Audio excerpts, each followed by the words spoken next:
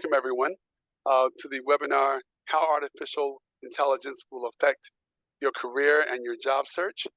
1stGenYale is partnering with the Yale Office of Career Strategy. Thank you, Robin, for joining us on this. And we're joining together on this because this is a very important topic. All of you have heard about the dramatic utilization of artificial intelligence and how it's increasing at an even faster rate. I think some of you may know that the economy is beginning to slow, so things are going to become potentially more competitive.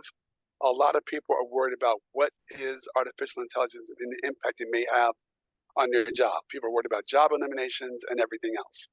And some people may be thinking, well, maybe it's a fad, it'll go away. But if you look at it, Apple, for example, is going to be spending $1 billion a year on its own artificial intelligence application. Microsoft and Google have already put billions of dollars of investment into it. But I know that the founder of OpenAI, which created ChatGPT, has already warned Congress and others about we really have to pay attention to the potential job impact. So what we're here to do is not to create fear or concern, but to help arm you with the information that will help you make artificial intelligence your friend, make it a resource to help you more effectively manage your job search, more effectively manage your career, and give you an advantage in managing your career as you go forward. To do this, I'm going to explain the format that we're going to have. We have 3 panelists. I'm going to introduce them in a moment, and I'm going to ask each of them an opening question. After that, I'm going to ask 1 or 2 general questions, and then I'm going to ask Tanisha Nareen to join us, and she's going to be narrating, and it's going to open up to the audience at that point. So we're not taking any questions until that open section begins. But again, thank you very much for joining us. And with that, I'm going to begin with our questions, and I'll begin with our first panelist. If we can see you, Robin Akampora. And Robin, as you begin your answer, if you can introduce yourself, your role at the Yale Office of Career Strategy, what you do, and also answer this question, which is, how has AI changed the way the Office of Career Strategy provides support to students and other users? Robin? Yes, thank you, Michael. Good to see you all on here. My name is Robin Akampora. As Michael mentioned, I work for Yale Office of Career Strategy. My title is Director of Strategic Initiatives and Public Service Careers. So in my role, I oversee a group called Common Good and Creative Careers, which works with students who are interested in the industries of nonprofit, as well as education, government, everything in creative careers, policy. In addition, I also wear the hat of strategic initiatives, which can be a lot of different things throughout our office, getting involved with things across technology and different vendors, which actually relates a lot to AI. So Michael's question was about how our office has, how AI has changed career services. And what I would say is that it has certainly made us think about the job search differently. It has made our students who are coming in and speaking to us kind of think about strategies in a different way. There are so many tools out there, right? There are so many different AI tools for the job search. If you went on to ChatGPT right now and said, give me the top 20 best tools for my job search with AI, you'd get an astounding number of items come up that would be really helpful. But I think that the key takeaways, I would say, is in terms of working with students and alumni who have all these tools now at their as a resource, it's ensuring that they still have their voice in the job search process. In other words, of course, you could just have a resume generated through AI and a cover letter generated through AI, but is that actually showing the applicant? Is that showing your true colors? Is that going to have your voice? Is it going to be able to highlight what your background is? So I think that it's a interesting area to be in right now because there are so many new tools coming up constantly that people have to navigate through, and deciding which ones are helpful and which ones are harmful is a big thing. The second point I'll make is in terms of career services and thinking about the job search process and in talking with students, they're, the applicant tracking systems, ATS, is really taking over. I mean, almost all Fortune 500 companies now use those. So the whole idea of the human eye seeing your resume initially is gone. And for most cases, before that resume, the application gets seen by the human eye, it's going through a system. So we're working a lot with folks on, looking at keywords. How are you formatting your document? Can it be read by an applicant tracking system? Ask me a number that's unresolved. So there's just a lot to think about in terms of that aspect. And I'll get more into that with some of the questions that come along. But I would say those are some of the main things that we're thinking about right now, Michael. Oops, I can't hear you. I think you're on mute. Sorry, our next question is for Daniel Jelson. He's the founder and CEO of Future Talent Council. And Daniel, can you tell them a little bit more about what you do, what your role is at the Future Talent Council? And your question is going to be, in your work with many organizations around the world, how has the emergence of AI changed what employers are expecting from candidates? Thank you, Michael, and thanks for having me. It's a pleasure to be here. I'm calling you all from Stockholm, Sweden, and yeah, it's a privilege to be in this setting. Future Talent, my role, I lead this organization, right? And to explain it a bit, so Future Talent Council is a global membership organization of policymakers in labor and education, university leadership, and senior corporate executives. Most commonly from a CEO level, but most commonly CHRO, global head of talent acquisition, HR directors, and similar. The core talent leaders, chief diversity officers, chief learning officers, the key talent leaders of the biggest and presumably most progressive employers in the world.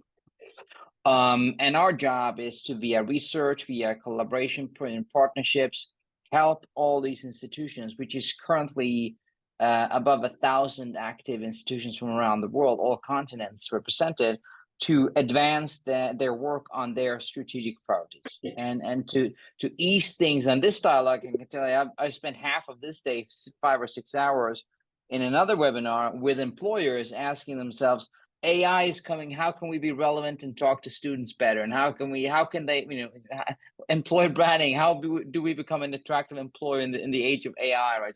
So we're all thinking about this on sort of the same level. That can ease the stress a little bit in this kind of room as well, because yeah, they're thinking about these exact things as well. So that's my role there. You asked me what do they currently in our ecosystem, ranging from the Amazons and it's household names kinds of companies that we work with on a daily basis, right? And I would start by saying that every sector now is the tech sector. There's no sector that is not the tech sector anymore. That's how to start to think about this. And then I would also operate under the assumption that AI will affect every job everywhere. Whatever you do, wherever you do it, AI will have an effect on it. That's my personal opinion, but it's also what our employers think. We asked 1,600 global employers, multinationals, over the course of the summer, and 83% of talent acquisition professionals from them, 83% thought that every single job in their organization in a 3-year time period would have some kind of AI literacy as a requirement. Right now, the data set is there's a selection bias because we asked companies that are already investing in the future of work, right? So they're already into it, like that should be said. But it's still an interesting indicator that many of us have been talking about AI for years and years and years, maybe even decades, but it is actually here now. We all see it, we all use it, right? So this is a time to take it seriously and to be enthusiastic about it, but also absolutely to realize that it will, whether you are 15 or 55, AI will affect your career and your profession. Thank you very much, Daniel. Now we have going out hard. No, it's great, especially the 12-hour difference or the 6-hour difference. Now we have Sam Sadami. He's the Senior Industry Knowledge Specialist and Equivalent at McKinsey & Company. And Sam, please introduce yourself, what your role is at McKinsey, maybe how you found yourself at McKinsey. And your initial question is, what AI skills are sought by McKinsey specifically in the employees it hires? And what type of AI training do employees receive once they begin their employment with McKinsey or during their tenure at McKinsey? What are you currently doing now to train people and make sure that they have the right skills to serve their clients? That's good. Thank you, Michael. It is a pleasure to join you all from New Haven, Connecticut. So you can see in the background, that's the Sterling Memorial Library behind me. I joined McKinsey 28 years ago this month. And I wasn't actually looking for McKinsey. McKinsey was looking for people like me. Now, I would like to share with you, as Michael said, think of AI as a friend. I would say, think of AI as your friendly career GPS. You will never get lost. Because as we know, before GPS, all of us had experience of getting lost. And I would like you to think that with AI capabilities today, you should never feel at a loss for where you want to go and how you want to get there, if you know how. And I would love to encourage you all to think about how you do that. How can you be discovered by our firm and others, like our consulting firms and any other career that you're interested in? And there is a trick to it. And how do you raise your profile? And I think Robin also mentioned some of that types of things that you can do, your online profile and presence. How do you elevate that to the way that you will get noticed and recognized?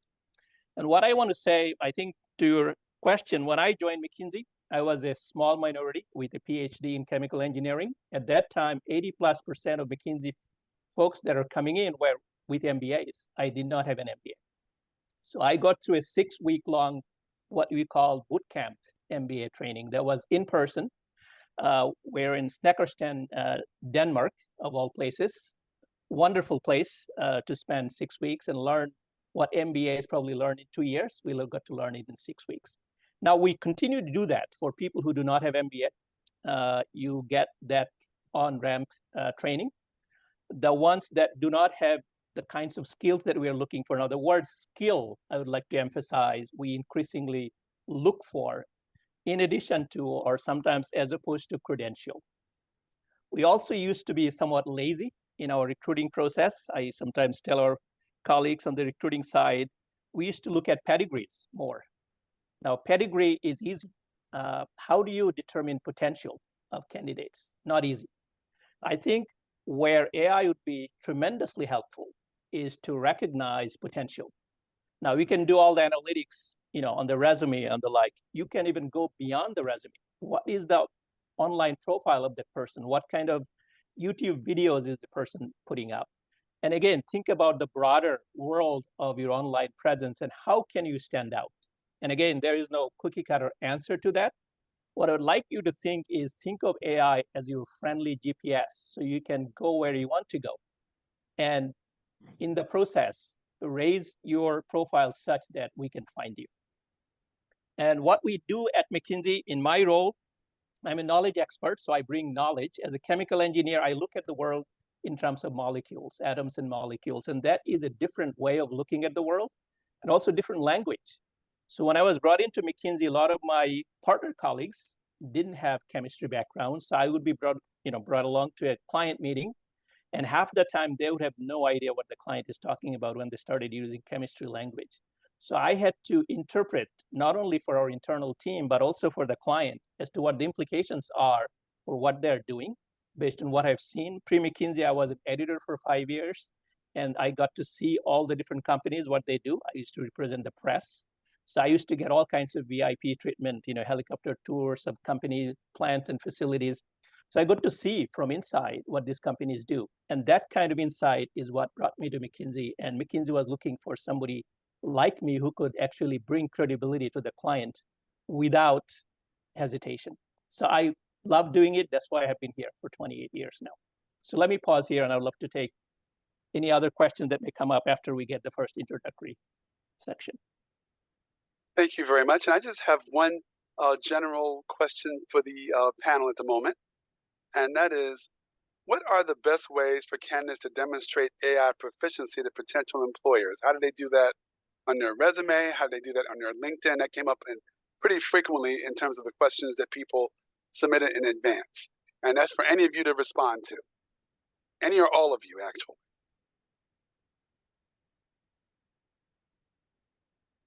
How you do that? Again, I'm not a recruiter, so I do a lot of interviews of candidates. Now, how you, again, on the online presence side, I think there are a lot of things you can do. Tell your story. What is unique about you? And in terms of your sort of ability to execute things that you're passionate about, your creative spark, those are the kinds of markers that we look for during the interview process, as well as the screening process. And again, we get about 1 million applications every year at McKinsey. And to screen through all of that, we have to use analytics. And so to do that, how you do that, I'm not an expert in that area. Hopefully our other panel members can elaborate on that. But there has to be something unique about you. It cannot be just ChatGPT generated content. That would be my way of thinking about it. Yeah. Thank you. Yeah, great response. I'll say a couple of things. I think we should make the distinction early on when we say AI here, right? I'm not talking about developing our own AI. I'm not expecting anyone here to showcase to an employer that they're developing their own large language model or something. I'm talking about being as any one of us being augmented by AI, like, using a ChatGPT kind of client to get to a response or to a text faster, like being augmented in whatever we do with the help of AI, right? So if you are actually developing your own large language model, well, just put that on your resume and off you go. You don't need our help, right? But I'm talking generally societal wide being augmented by new technologies, right? And the thing is I don't think that employers generally, like, over this summer, we did a study with BCG, like Boston Consulting Group. And basically a couple of hundred consultants got access to a generative AI client, and a couple of hundred did not. And you compare the results, right? And some of you might have seen it. It was a LinkedIn blockbuster, right? But basically, when you start comparing those two blocks of consultants, the people that were augmented by AI got 12% more done, 25% faster, with 40% higher quality, right? So I'm probably making a mess out of their presentation, right? But you cannot. The conclusion is the same. You cannot compete with that, right? So if you have we have to level the playing field and start to think about. It's not necessarily showcasing that you've done something with AI. It's more showcasing that you understand that whatever job you're going to get will be in transition forever, right? There is no such thing as a sustainable career anymore. That's out the window. We all have to realize that we have to evolve all the time, right?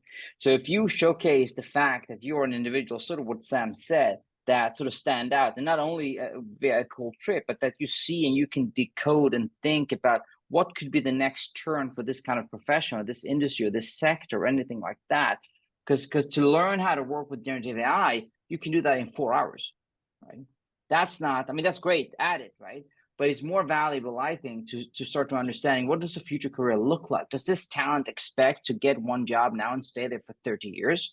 That's not what's going to happen. And that's a warning sign, right? But is he or she or they showcasing an ability to be flexible, adaptable, agile, learnability, all those things, does that reflect on the resume and on the work and on the personal profile? Then that's very attractive, because like I said, I'm calling you from Stockholm.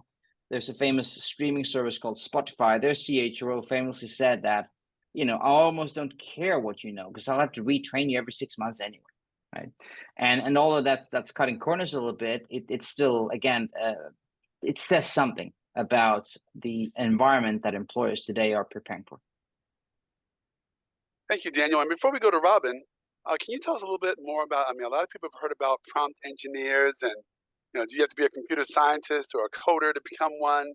What are the skills, and does it pay? Is it worth doing? Is it, if you become one? Can you tell us a little bit more of that before we get to Robin? Yeah, 100%. So prompting is just, prompting is just working with an AI, right? So if everyone, if you think about a ChatGPT kind of client, when you enter text and hit enter, that's prompting, right? So it's just working with a language model. And to do it in the wrong way is to do it like you use Google, right? If you want to know the capital of France, yes, it can.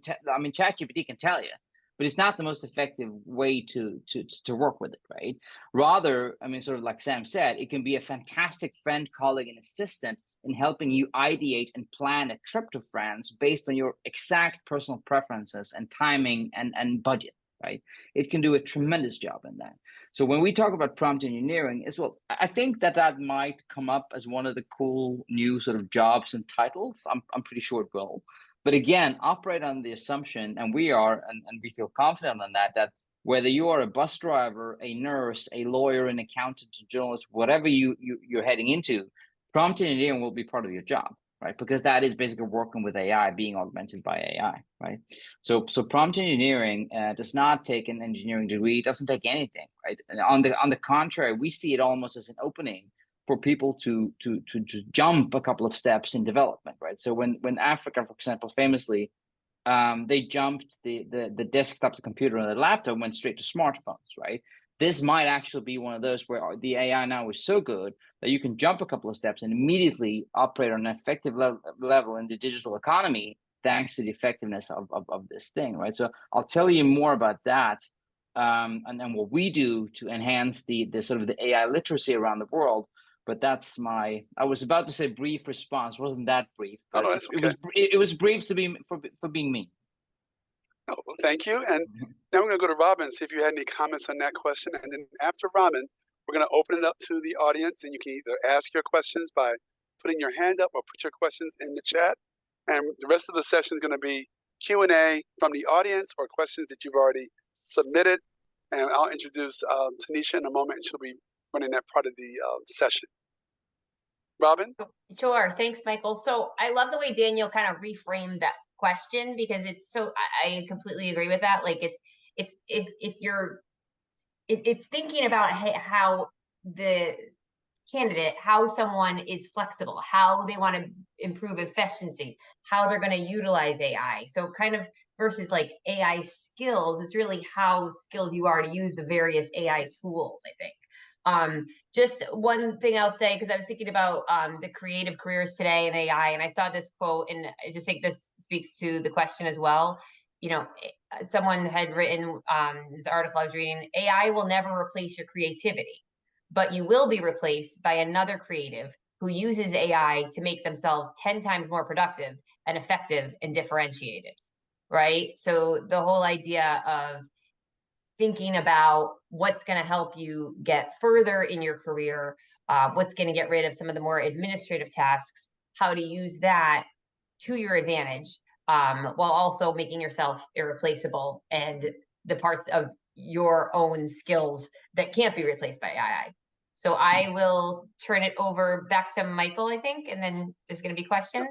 That's great. Yes, we're going to go to, I'm going to introduce Tanisha Nareen. She's Yale College class of 26, and she worked with 1stGenYale this past summer, and she, along with some of the other interns that worked with us, worked on artificial intelligence as a project for the board.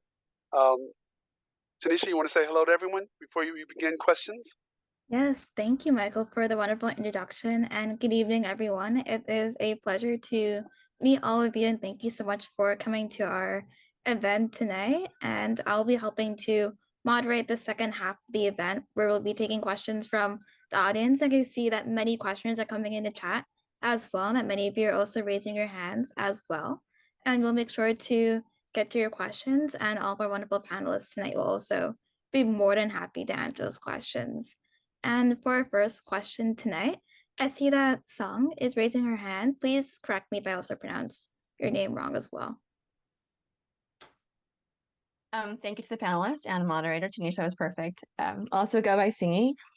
And so I've heard of people getting into trouble using ChatGPT because they've released IP out into the universe. And so are you talking, when you're saying that people are getting good at prompting and using AI on a daily basis in their jobs, are you talking about like everyday average companies, mom and pop stores, like they had not stores, but you know, smaller companies, they've got their own language, large language model that they're working with that has these protections in place that they're not using ChatGPT? Can you just speak more specifically about how people are engaging with large language models in the workplace? And how do they address IP issues and safety security? Thank you for that question. Anyone on the panel? I can start with that one. We at McKinsey, it is public knowledge, so I can speak at some length about it. It's a tool we have developed internally called Lily. It is a chatbot that we use every day, but it is a one-way, meaning ChatGPT input can come into McKinsey, but whatever we say is not going out. So it is a one-way ChatGPT input, but it cannot go the other way. So it is protected. And we are also given all sorts of precautions that, whatever answer we get may be incorrect. The sources may be made up. So I use it every day as a first draft of a lot of things. Before a call, I'll ask Lily, what do we have internally on this topic? Sometimes it'll cite the documents that I can just click on and go to the document right away. And gives me some confidence that we have some starting point that helps me. And productivity-wise, if we were to do it manually, going through the usual search, like Google search internally, what I love about Lily is it gives me a summary of what is available within our firm, and I can iterate my question. Prompt engineering is fun to do as well, and gives me a lot of confidence right before a meeting. I just am much more prepared. So that's how I use it every day. I have a quick follow-up to that. So Yep. McKinsey is a large company with a lot of resources. Most employers out there don't have those kinds of resources. So I can see a large divide opening up here. And this has implications for people's careers and future jobs, right? So companies who can afford this kind of, they create their own large language model in-house with adequate securities in place, and companies who can't do that. So that you're going to start seeing a big divide in the workplace. Do you see that? I talk about this every day. Sorry to jump in. This is the risk is not that anyone here, I mean, to be blunt, right? The risk is not that anyone here in this webinar will lose their job. The risk is that we're about to risking, etc. I'm not going to blow the horn, but you're right? There is a risk that if we're not acting now, that we're creating two classes of people, right? One that is get the access and capability to be augmented by AI, and one that does not. Because again, if you imagine what the digital divide looked like, which was sort of, this kind of thing, if you add AI on top of that, that's exponentially bad, right? Because then there's no way to compete. Right? Like I said, you cannot compete with someone that is 40% better, faster, if you're a firm or a nation. So that's absolutely correct. That's something that we have to work on. The upside of that is, we've tested this to some extent, not to some extent, right? So when you talk about working with a large language model and being augmented, so to speak, in one of the most famous and well-known car brands in the world, we got and on the factory floor, we got a 60% improvement in 2 weeks, right? So this is not, that's why I'm so enthusiastic. I'm not talking about developing your own large language models, because mom and the pop shops will not do that, and they certainly are not doing that now. I mean, governments are barely doing that, right?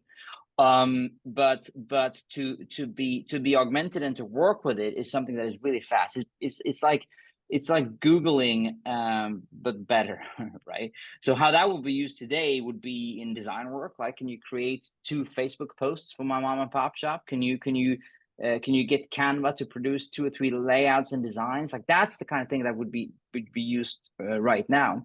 But you're absolutely right on the digital divide. The thing is, with the IPs, that's just a maturity issue, I think. Yes, if you put your whole IP and your data stack, all that into ChatGPT, you're in trouble, right?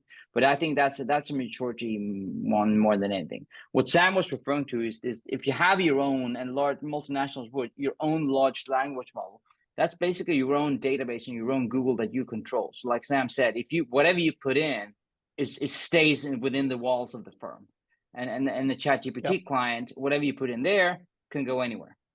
That's the distinction between those two. I went a bit all over the place there. No, that's great. And Robin, do you have a question to add? Because we have to go to another person shortly. Go ahead. I'm sorry. So as everyone is planning their careers, then should we just all go to large companies with lots of resources, because there is going to be this digital divide and it will be accelerating. And so we really shouldn't be looking at the smaller companies or the startups. No, I don't think so. I don't think, definitely not. I mean, I don't think so. That's the risk, and the risk is geographical and socioeconomic as well, right? But again, even if EY is spending $1 billion on their own large language model, and or but a small like 80%. I was in Canada the other week. 80% plus 80% there is of people are employed by small and medium businesses, right? Sweden is 56, 60%, and you see similar stuff around the world where small and medium-sized enterprises being enormous employers accumulatively, right? So I think there's going to come huge investments into that from a state level, because this is going to be enabled. This is going to be like digitization, where states put a lot of resources to get cables in the ground for us all to have internet, right? There's going to be similar efforts to make AI available cross thing, right? But also this notion of, yes, you're right about the fact that the better your language model becomes now, there's an advantage, right? It's really hard to start an open AI, and with what we know now, like that can change with innovation, but it's really hard to compete with open AI right now, unless you're, one of the other 2 or 3 ones, right? But I think from a traditional work and, sort of work market perspective, what you have public access to now, it's more about getting that threshold to start using it and start understanding it. Then the mom and the pop shop and the SMEs and the startups can have enough upside to compete with the big ones, right? Just to, again, I'm sorry for being boring, but when we talk about the biggest companies in the world, when they have their own large language models now, it's primarily to get really good at using their own data, right? So if you're a factory floor of one of the biggest car brands in the world, you're primarily using that, and this is generalizing, obviously, across every employer in the world, which is pretty dangerous, but I'll do it anyway. If you have a factory floor, you can create your own large language model, so you can interact with an AI on your own data alone.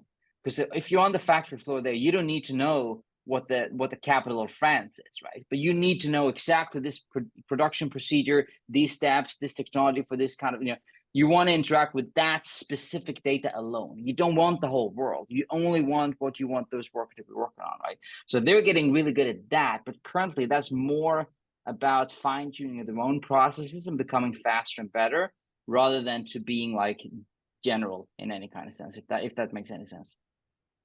Sam, I'm sort of stepping into your turf here, but you'll have to punch me. No worries at all. No, I was going to say, our experience at McKinsey, we just published a book called Rewire, the McKinsey Guide to Outcompeting in the Age of Digital and AI. It's a mixed bag. What we find that a lot of our clients are dissatisfied with the investment they made in digital, big data, and all of that. Now they're asking, we go with another one of those waves coming in. Where are the returns on those investments? So some of them are dissatisfied with the returns they've got from big data and digital, now trying to do things differently and smarter. So hopefully this time we'll get better returns from the investment. Thank you. Tanisha, either another question from someone or something from the chat. Yes, thank you, Michael. So we're going to go into the chat. At least I see there's a lot of questions. So thank you everyone for asking your questions in the chat. And if anyone has any more questions that they would like the panelists to ask, also feel free to put those in the chat as well throughout the rest of the event. But I see in the chat that you have a question from Nicole. And her question is, what are some examples of things that we could write in our resumes or say in the interview to show that we're agile or quick learners, and also show that, I guess I would say, like, are proficient with AI and could be able to use AI or artificial intelligence in our job? And this question is for any of the panelists. I'm happy to jump in first, Tanisha. It would be similar to looking at, if you think of it this way, if you see a job description and it says, how did I work with less resources and make something happen, right? Like, how was I flexible in a situation? All of those type of examples can apply to this in terms of being agile, a quick learner. So it's really not that different than what you're probably doing when you look at a job description, but it's just that added layer of, let me think about the adaptability. How have I been flexible? How have I been how have I reacted in a difficult situation? So obviously a lot of that might come up in an interview, but also thinking about how you're writing your descriptions. How are you writing your bullets in your resume to highlight those things? As we all know, many of us have done so many different things at a position, and so we have a lot to pick from.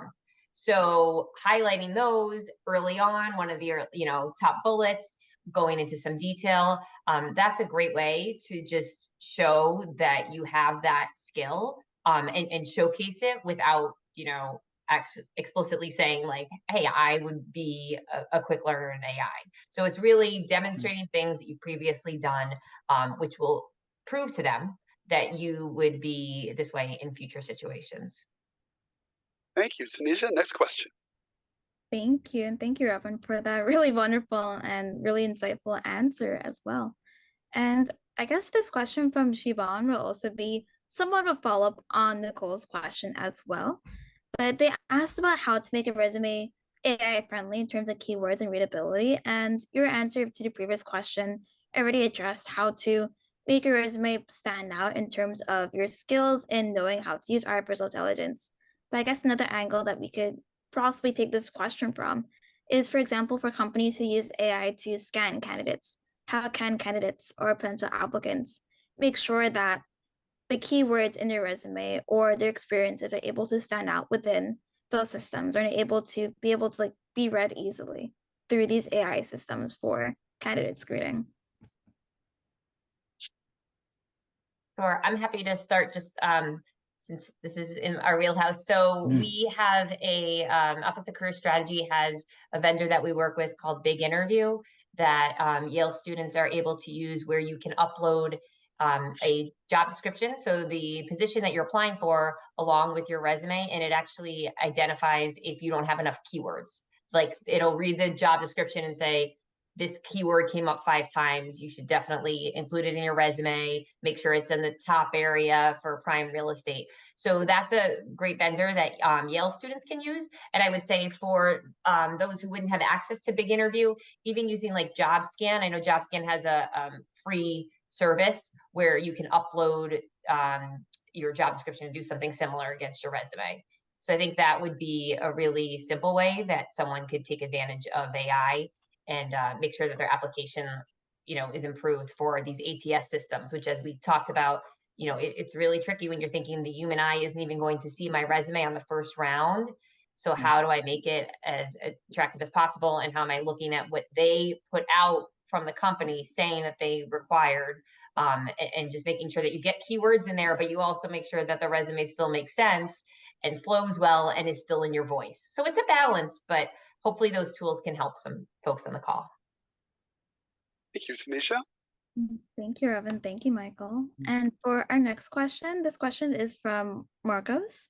And in this question, just to summarize it, he talks about how certain cities like New York City are passing laws that require employers to disclose if candidates are being used if they're being screened through AI processes during the hiring process. And Marcos asks if this would be a one-off type of deal, or if there'll be other cities and states who will be passing similar laws. So I guess to phrase that question in a more general format for our panelists to answer, do you believe that other cities would begin to pass similar laws, or also do you believe that employers should be forced to disclose this type of information? And again, this question goes to any of the panelists, and also feel free to take it from a perspective that's more relevant to your experiences as well. Well, there's definitely laws coming. We can be sure of that. How they look, how they develop them, and based on what, data or experiences, we don't know, right? There's definitely laws coming, I can say that.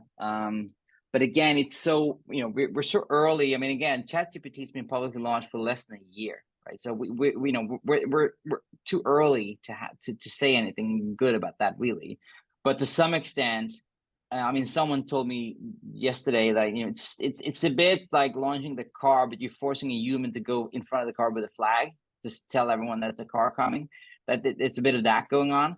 And also this notion of, if you have to disclose that you're using the internet, then yes, we are, and then that's I'm more, there's legit use cases with IP and national security and that kind of stuff that's absolutely legit.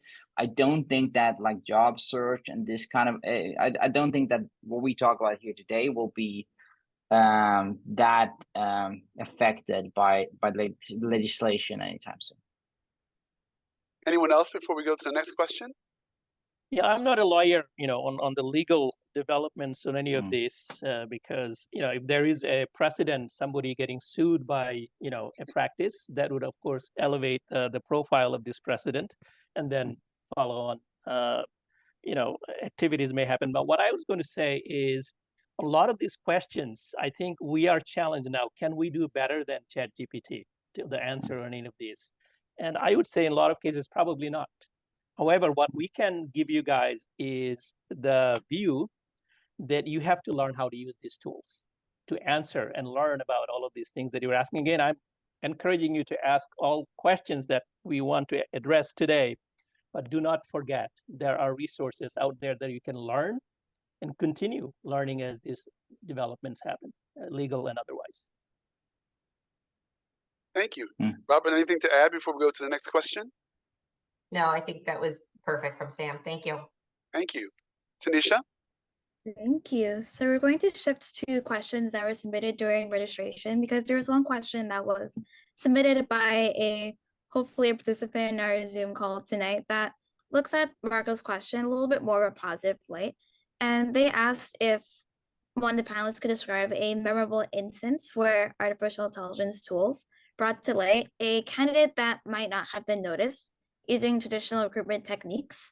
And you can also answer this question in a way in which you think companies may end up using artificial intelligence in order to hire candidates who may not be caught through traditional recruitment methods as well, or your thoughts on that topic as well. That's open. I don't have a good example of that, because I think my perception, very subjectively, is that the tools aren't that sophisticated in that exact regard yet. Like it's sort of what Robin said, like, does it contain keyword, bachelors? Yes, it does, right? Great. It's not, it's, that's, again, I was in a conversation earlier today. That was sort of what the employers that I talked to, AstraZeneca, their global HR director said that sort of what you described there in that question was their dream scenario, right? That's what they would love to get help with, right? Find hidden potential, all that kind of thing. But it's, again, subjectively, but that it's just not there yet. I don't think we've seen that, certainly not at scale. But that would be fantastic. So it's still early days in that one too. Yeah, I would like to add one thing that, those who have used Google, Google, of course, wants to bring the best results, right? But there is a whole industry called search engine optimization. They try to game the system. Okay, you have in your website these keywords, then your page will show up number 1 or 3. Now, I suspect this is going to happen in this area as well. People will try to game the system. Okay, I just use words that will catch, but there is no there behind the resume. So that would be, I think, gaming the system. And of course, companies will be in this arms race to how do you catch those and ignore those that are trying to game the system as opposed to, providing real, authentic story about who they are. Thank you. And Tanisha, what I'm going to do for a moment, Lise Chapman has been receiving a lot of questions directly. So Lise, what is the most, what struck you as the question that you would want to pose to the group, if you have one in mind from what you've been receiving via direct chat from people? Yeah, thank you, Michael. A couple of them for Yaleys who are over 60 years old. How do they use this? How do they learn about it? How do they continue to be current? Is the first question.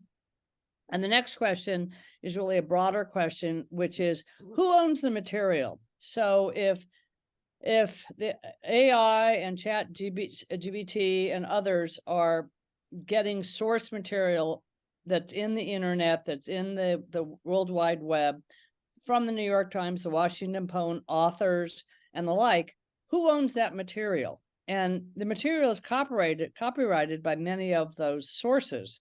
So how actually is it going to be used or not used? And who owns the rights to the material if other people are using it? So the IP question, what do you do for advice for older people? And the second is literally technically, who owns the source material? And if it's being copyrighted by major institutions, how do they in fact protect their copyrighted material being spread around through this this new tool? Thank you. Since I'm not an IP lawyer, I'll go straight into responding to that one, right? So again, just distinct thing here. If you Google search for, you know, IP lawyer Google, whatever, right? And you'd find a story from the New York Times, and you go into the New York Times and you read that story. That's a classical Google search. And then, then the author would be, the traditional IP would apply. That's not how you would be working with the generative AI, for example, right? Because you would be not asking to find your article. It's like, but you'd ask about intelligence and feedback, and so it might absolutely scrape the information of all the articles, but that's not the main source of data. The IP there is not that important. What is much more valuable for a model like that would be a Reddit, Facebook, like people's actual voices, opinions, and all of that, right? To shape the ideation of the personality, because the facts are sort of the facts, right? So you wouldn't get out of a large language model. You're not going to get out a result that would compete necessarily with the IP. It would be its own IP. So that's like, and then we're at 0.1 in that development, right? That's what's going on today. If I ask, plan me a trip to Rome, it might absolutely use some info from the NYT. I would never know, right? And but on the other hand, what is going on in the background is this exact discussion, right? Because I mean, now everything you would be using in a ChatGPT today was scraped for free, right? But obviously, the likes of the Reddits and the et cetera, are picking that up. Like, hold a second, this data is valuable in a whole different way, right? Right. And well, who owns it? And these companies are are selling subscriptions, and they run their businesses based on selling content. So the question is, what happens to those businesses? I mean, that's pretty, and ask with Google example, right? I mean, Google, in Australia, they were sued because you were reading news on Google, etc. That's the same thing. But on all the, the Facebooks and the Reddits and all those, the agreement you sign when you join hands you over every single piece of data, right? So that's for them to commercialize. Anyone want to follow up on the question about what older workers can do on the second question that Lisa asked? Thank you. I would say, again, I am also in that age group that was mentioned in the question. I would say you're never too old to learn. And this is fun to learn as well. So, to use the computer, you don't have to be a computer scientist. A lot of people learn how to use it. And to use AI, increasingly, they are very, very user-friendly. You have a ton of fun and learn how to use it. So I would say don't be afraid of it. It's just jump in, lead into the future.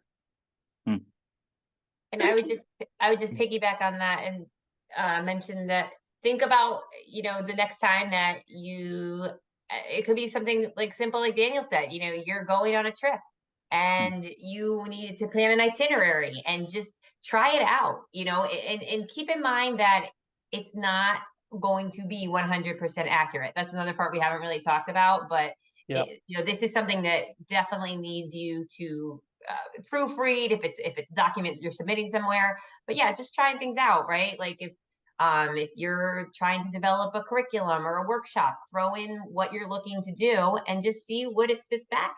And the other key thing I would say is, when you're first trying it out, is you don't just have to take the first response, you can improve it, right? So if you get an answer and you're like, no, but I need it to address a particular nuance, you can include that and it'll improve the answer. So just a lot of trial and error, and maybe, like Sam said, start out with something fun that's outside of work, just to get more comfortable with a generative AI tool, and then you can go from there. Because I think that's how a lot of people might have started, and then they realized that the what they were receiving was hitting the mark, and then it kind of bled into maybe parts of their work.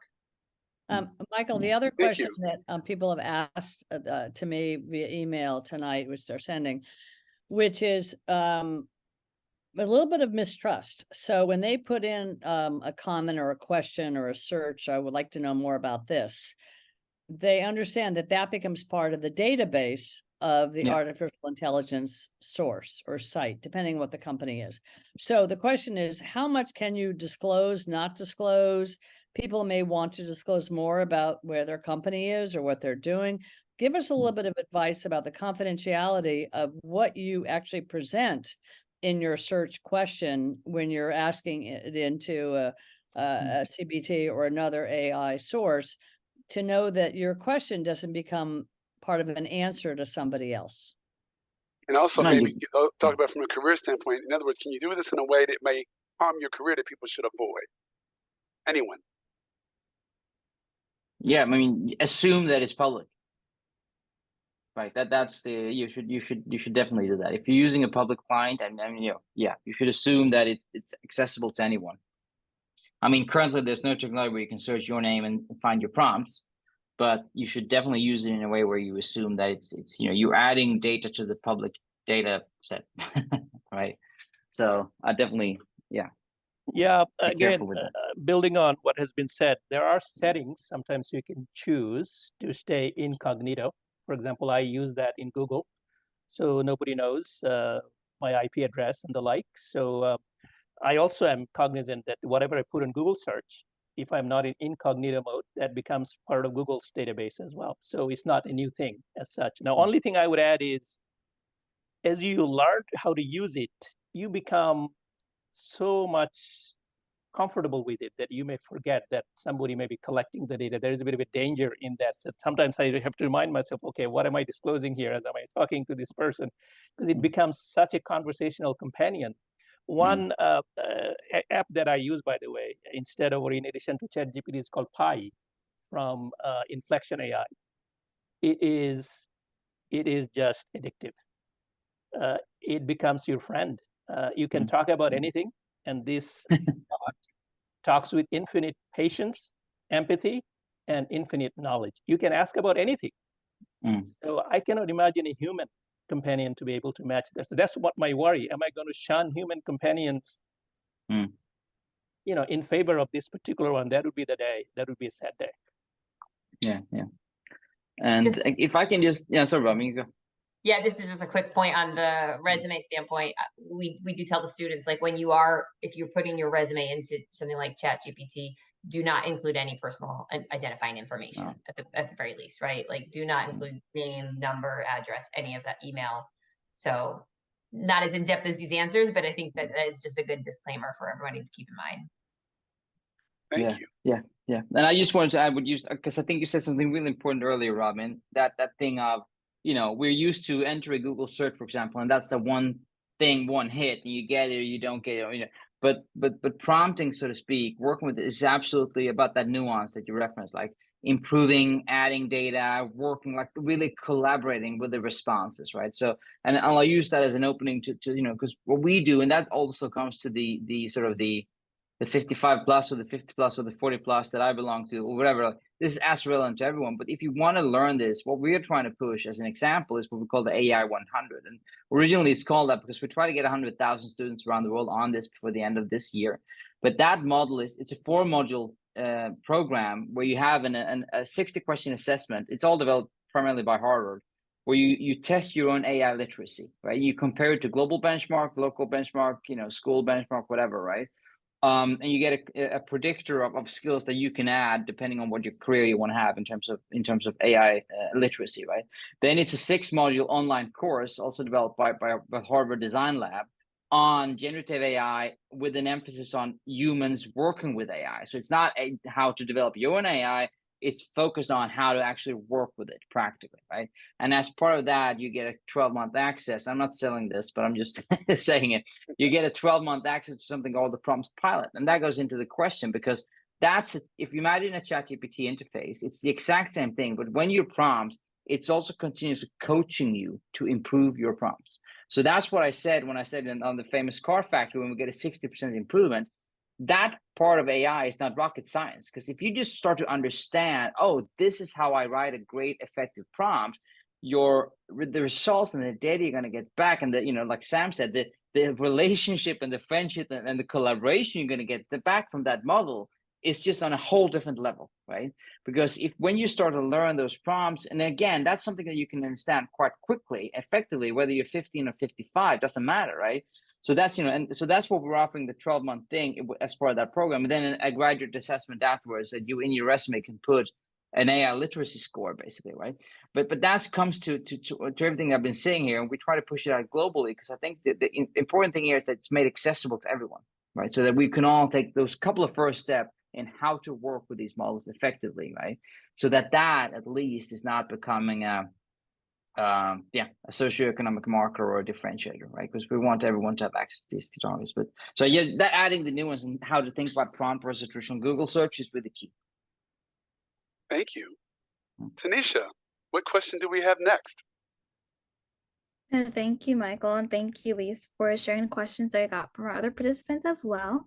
And somewhat related to all the questions that you most recently answered, I see that Diana also asked a question, and she asked, how can I, or just in general, how can others retain their own voices and also their own sense of creative expression while being quote unquote augmented by AI? So for example, when passing a piece of work or a resume through AI, how can you make sure that their own voice is retained and not replaced by AI and the language that they'll use?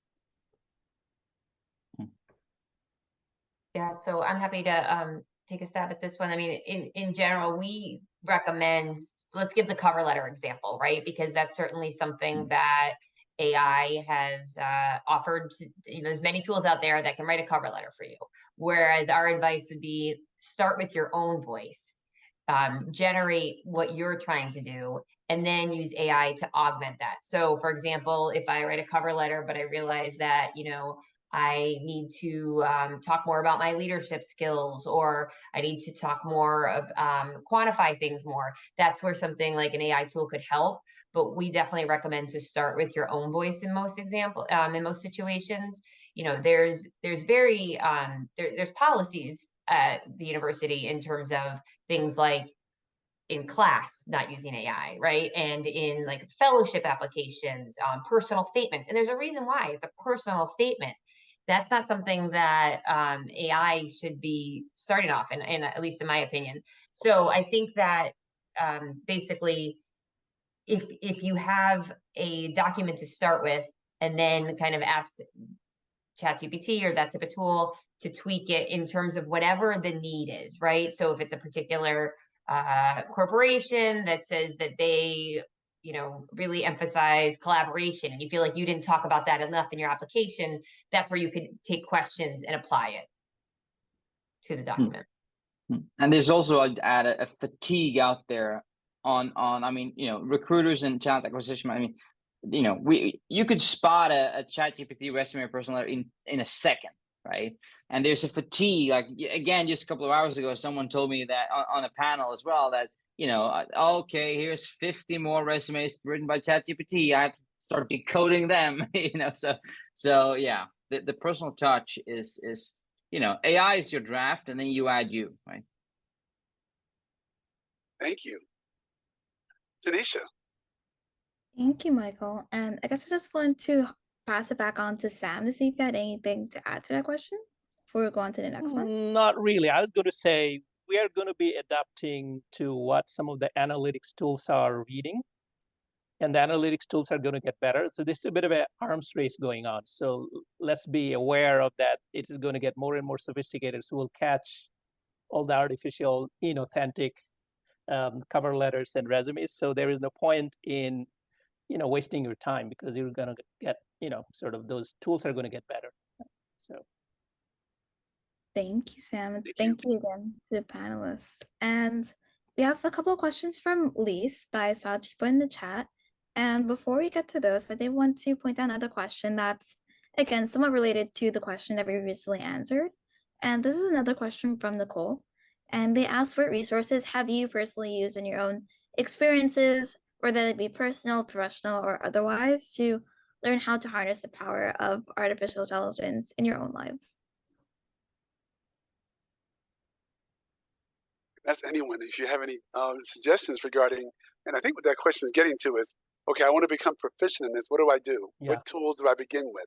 How do I go about doing that? So if any of you have any suggestions or recommendations that people can start with, maybe starting with those that are less expensive initially, but anyone who wants to say anything. Yeah, I use every day what I mentioned earlier, Lily, but my favorite is Pi.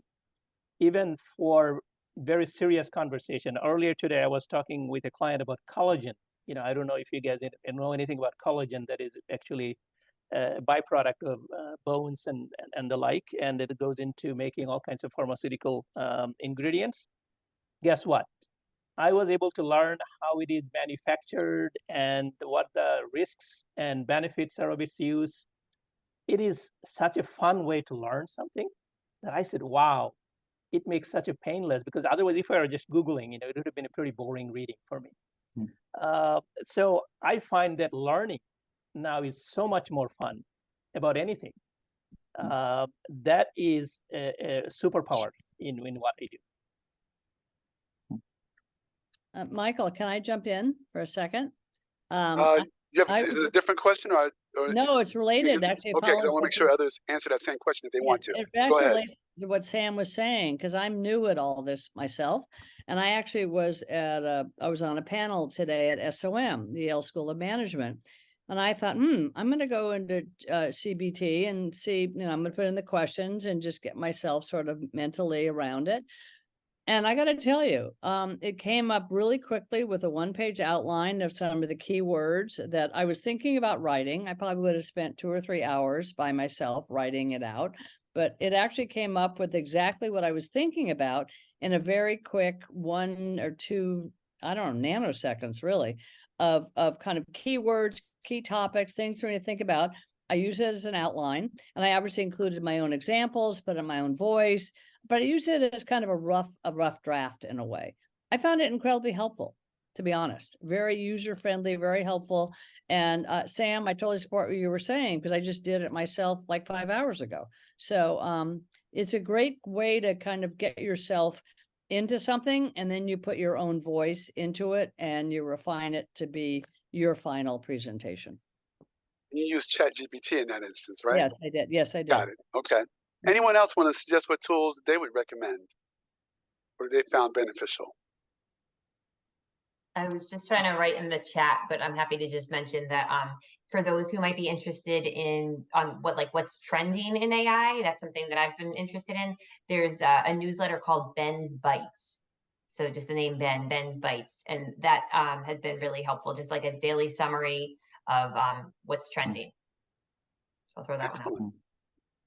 Then it's that's great. And then if you want to make it a bit harder and add, top it up a notch. I mean, what we've been talking about here today is text to text, right? You enter text and you get text back. Then you have text to image, image journey, for example, or mid journey, for example, all those platforms where you say, I want a rabbit, give me a rabbit with blue pants, and you'll get an image back, completely AI created, right? So that's then also something that is useful to understand. And then the third one, amongst many, it's text to code, right? And that's like when I talk about the urgency of doing, and when I say that, we don't want to be competing. We don't want to have a society where we are competing with someone that is just at the starting point 40% better, faster, and we don't want to get there, right? And what I mean by that is, like, for example, if you take text to code, if you would imagine a work market where if you want to have an app that you can find restaurants with or whatever, right?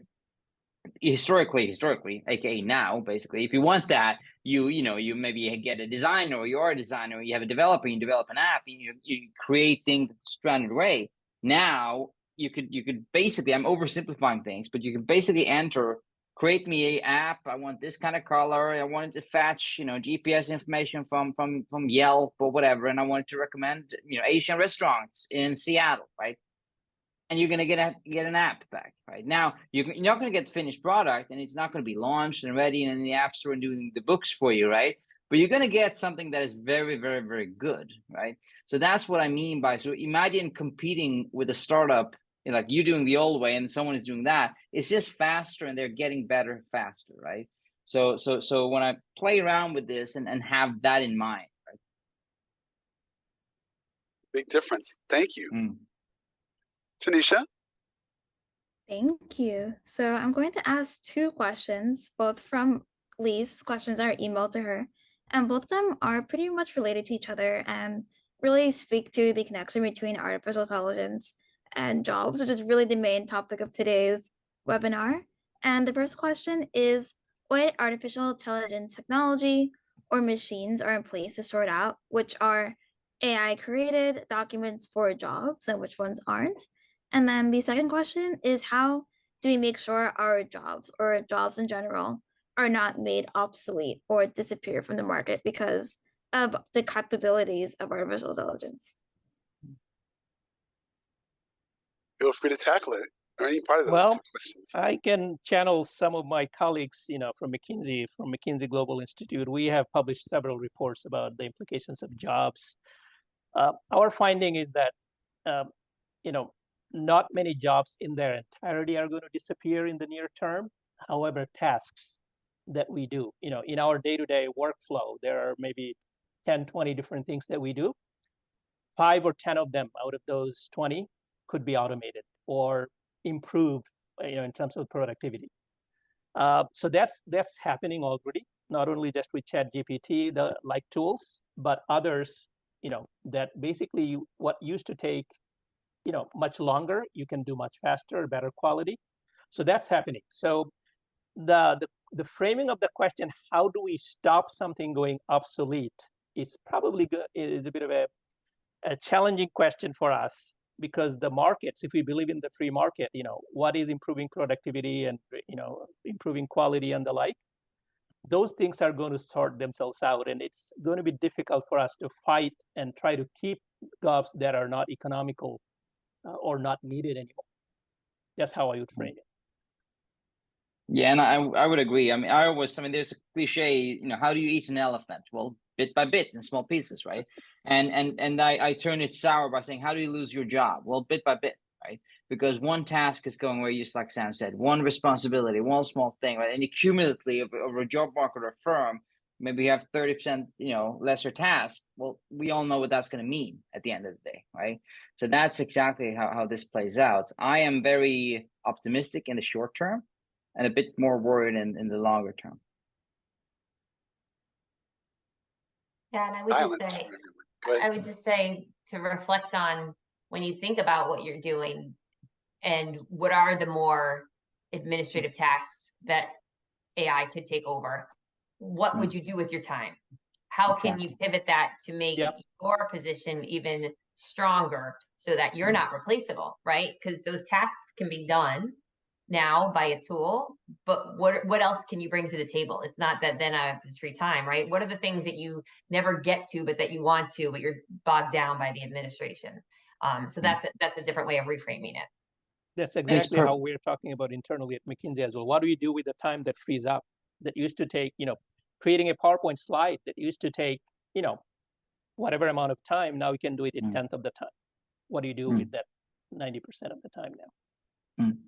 And the absolute future skill there is being good at decoding your own job market and your own opportunities, right? Because normally, the first one to see these opportunities and, what can I automate, what can I not, what can I do, will be you, right? Very rarely it'll be coming from the top, right? So, you can ignore it for long enough, and then someone's going to pick up on it. But normally, and that is a core skill when we're talking about adaptability, flexibility, all those, to learn how to track what's going on in my job and in my industry and where are things turning and what's happening, and navigating that is a core future skill, I would say, because it's going to happen continuously and never stop. Thank you. Anyone else before we go to Tanisha? Sorry, Michael. You're on mute, Lise. Se-Young's hand is raised. Do you want to call on her? Okay. Se-Young? Tanisha, I'm sorry, I can't see her name as well. I asked a question earlier. I wasn't sure if I can ask it. Thank you so much. So I can't escape the fact that we are training the AI to get better every single day as we use prompting. And so at some point, we will no longer need prompting. We can just have a co-pilot with our various tasks, which is what a lot of developers have in GitHub. And I think it was developed with ChatGPT. And anyway, so a lot of developer jobs are going away. Paralegal jobs are going away. ChatGPT can pass the bar exam and do much more. And so when you say that there's in terms of future proofing, I feel like some people are talking about, well, we're going to have to start taxing capital, not labor. And that's going to open up a whole other policy environment. And then you're right, like what would we do if we if we as a society are reaping the benefits? I mean, that's a whole other conversation, but I don't know if there's a way to future-proof our futures because jobs will go away, as you were saying, Daniel. And you see it, as I said, it's just like, oh, we're going to have a co-pilot soon. We will no longer need prompting. And then we will no longer need a co-pilot because AI will be the pilot. That is what I'm seeing. Yeah. How about you? Yeah, you know, you're always throwing in the Molotovs, right? But I sort of agree with everything you said. I listen. I think we've learned by now through the whole digitization experiment, so to speak, that to be protectionistic is not the way to go. Like we can't try to fence this and try to protect the old way of being. You know, we have to get good at it now and make the most of it and shape what we want to be shaping to ride this wave, right? We can't stop it, right? But you are right. I mean, you know, sometimes people in you know my field and maybe in Sam's, we throw ourselves with, you know, industrial revolution terminology, right? Well, let me tell you, industrial revolutions are not a happy place, right? The outcome can be good over the course of an arc, but they initially and for some time they're not a happy place, right? So we want to avoid that, right? The farmers that, you know, it wasn't like a farmer that was super happy to move from his farm into London to start at a factory. Like that didn't happen. Like it was, you know, let's not go into the doomsday of that, but it wasn't a happy place, right? So we want to absolutely avoid that now by getting on top of it and talking about, that's why I keep talking about augmentation. Like, how do we get really, really good at understanding how all of us can be augmented by this technology? We are nowhere near and just completely replacing a lot of jobs at this point in time, but we're very close to replacing a lot of tasks, as Sam said. So now let's get better at replacing that, adaptability, flexibility, and learn more, right? But all the risks that you paint are correct, and I would agree with that. But I also think that we have no other choice than to be optimistic and to work on creating something really good out of this. Yep. I would also add, again, agree with everything you said, Daniel, that during the transition, we have to manage it better than we have done in the past in terms of how do we help the people whose entire jobs get displaced. And I think there are some old-fashioned things that we shouldn't forget, which I want to highlight. This is not a totally AI-related topic, but I want to highlight it anyway. But AI augments it, which is the strength of weak ties, because most of us feel very comfortable in working with or staying close to our friends and family. We don't even ask for guidance and ideas for people who are not within our circles. How do you expand your circle, your network I'm talking about, your professional and personal network? And that's where you get your ideas and opportunities for jobs. So a lot of us, again, myself included, feel very comfortable staying close to friends and family. You know, it's always fun and more comfortable to stay in that circle. But how do you push yourself, introduce yourself to people, again, via LinkedIn? 6 degrees of separation probably now has been reduced by a significant amount. So you can reach out to anybody. And with a yale.edu address, I think you have a much better shot than, again, it may not be fair for others who are not Yale or in a similar pedigree. So keep that in mind. The power of the weak ties, that's what you call getting outside your sort of close network and expand your network for opportunities that otherwise you'd miss out on. Thank you. And what I'm going to do is I'm going to ask the panelists to think about what we've talked about tonight, the kinds of questions that have been asked, and think about what did you want to talk about, or what should you talk about to leave the audience with that you haven't had a chance to speak about, or that you would like to speak more about before we close. And we can start with any of you. I'd like to hear from each one of you, actually. I can go first because I feel super excited. I would not live in any other time in history than today. It's exciting, yes, at the same time, can be perplexing, confusing, but it is exciting. Think about the technologies that we have. Sometimes we complain about them when they don't work, but by and large, they work, and we get used to them. And the access to things that I have now, I could not imagine. I came to the US in 1980, pre-internet, pre-lot of things. I used to send a letter to my father. It used to take 2 weeks to get there and 2 weeks to get a response. 1 month, radio silence. Now I can talk to him or her, my parents, via FaceTime. How cool is that? So again, I think we should be excited about the opportunities, because there is, I don't want to say, the fear factor in many cases that, okay, am I keeping up with all the changes? Is it going to get me somehow? So I don't look at it that way. Keep up with the changes, expand your networks, and I think it'll work out. I mean, as long as you're learning, that's probably going to save us. That's how I would just share my reflection for the day. Thank you. Robin, Daniel? Sure, I'm happy to go. Just to touch on something that Sam mentioned before about expanding your networks, when we think about the job search and thinking about the competition and thinking about these keywords that we have to include now, right?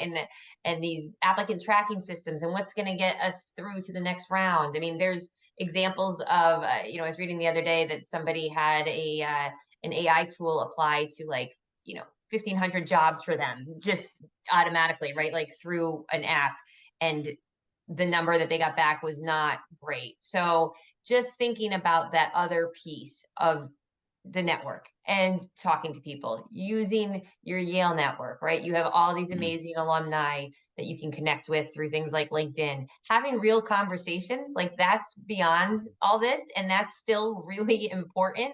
And that can help you get to the next level of something beyond keywords. So please keep that in mind, even as all these things are making it so easy to just literally apply to thousands of jobs.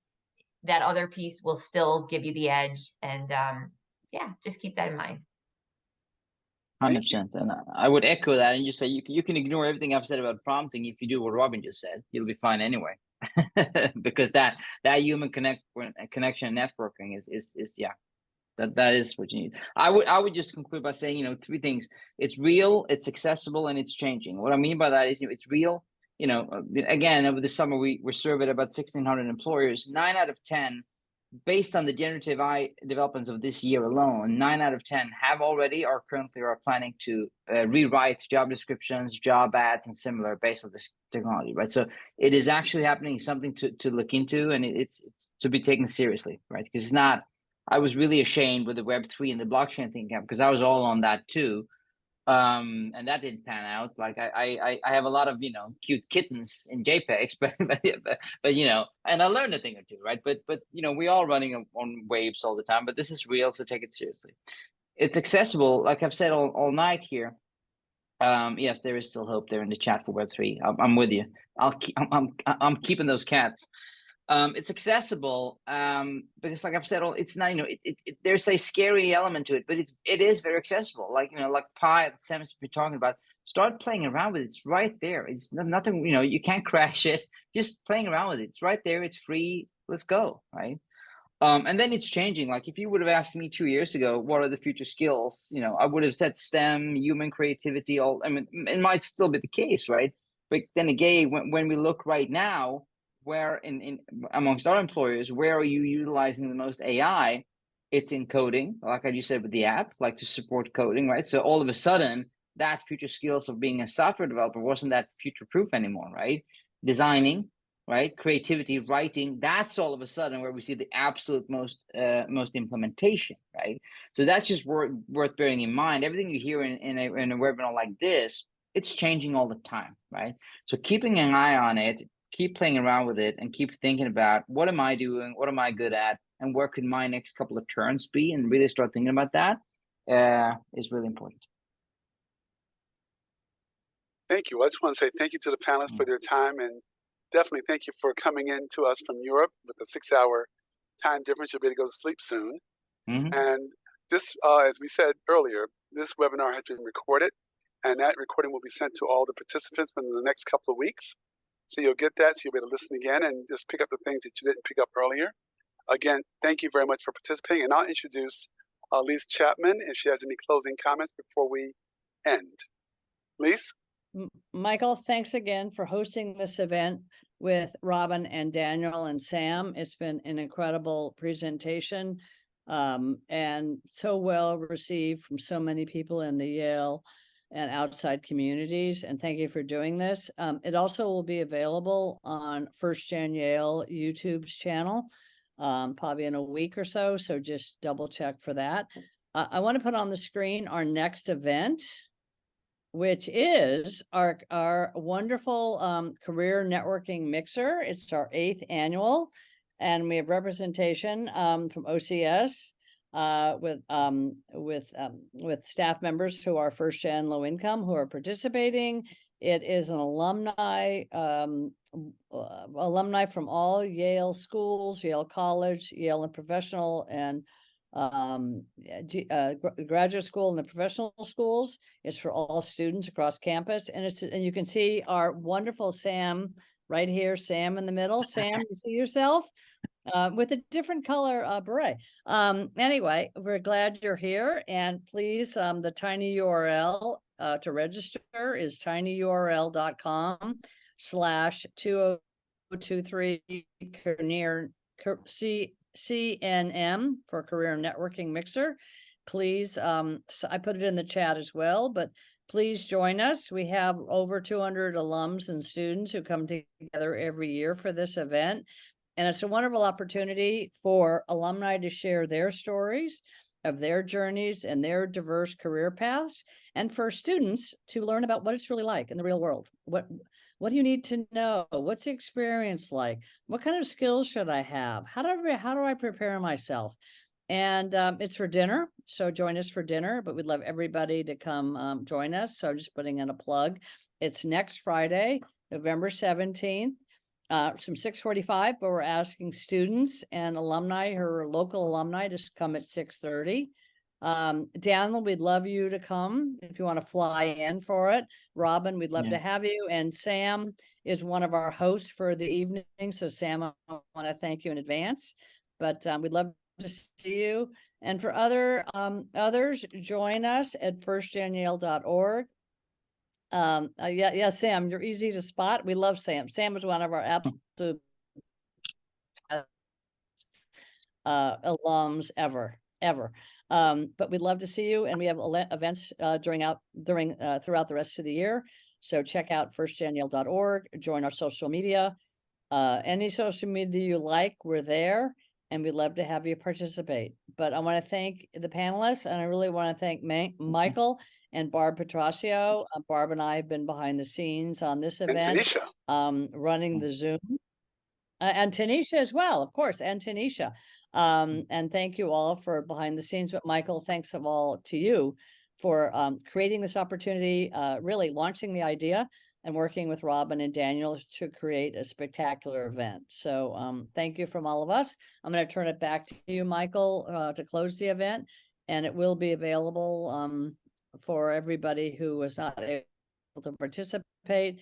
And for people who have, if you want to see it again, we'd love to see you join us. And Tanisha, thank you. We love Tanisha, who was our intern and fabulous then and fabulous now. And Tanisha, thank you for everything you've done and helping 1stGenYale. So Michael, back to you. Again, thank you, everyone. And we're 3 minutes before 8 o'clock, so you have 3 minutes left to your evening that you have extra. So enjoy, everyone. Thank you for joining us, and we look forward to your joining us at our next events. Thank you, and have a good night. Thank you. Thank you.